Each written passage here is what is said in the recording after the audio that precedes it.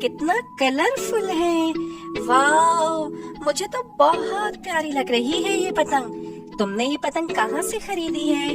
मुझे भी बताओ, मैं भी पापा के साथ जाकर बहुत सारी कलरफुल पतंगे खरीदूंगी और फिर मैं भी तुम्हारे साथ पतंग उड़ाया करूंगी। लाओ, मैं तुम्हारी हेल्प कर दूं, फिर तुम और अच्छे से पतंग उड़ाना। और तुम फिर मुझे पतंग उड़ाना भी तो सिखाओगे ना, ताकि हम कल फिर साथ पतंग उड़ाएंगे। अच्छा ठीक है, मैं तुम्हें पतंग उड़ाना सिखा दूंगा। बदले में तुम्हें मेरी हेल्प करनी पड़ेगी। ये देखो, ये डोरी मेरे हाथ में फंस रही है।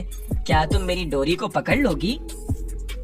क्यों नहीं छोटू, मैं जरूर तुम्हारी हेल्प करूंगी और मैं डोरी भी पकड़ूंगी ताकि तुम अच्छे से पतंग उड़ा सको और हवा में और ऊपर पतंग ले जाओ। और साथ साथ तुम मुझे सिखाते भी रहना, ठीक है? मैं आज शाम में ही पापा के साथ जाकर ढेर सारी कलरफुल पतंगे खरीदूंगी। फिर कल मैं तुम्हारे पास वो पतंगे लेकर आऊंगी, फिर हम दोनों मिलकर सारी पतंगे उड़ाएंगे, ठीक है?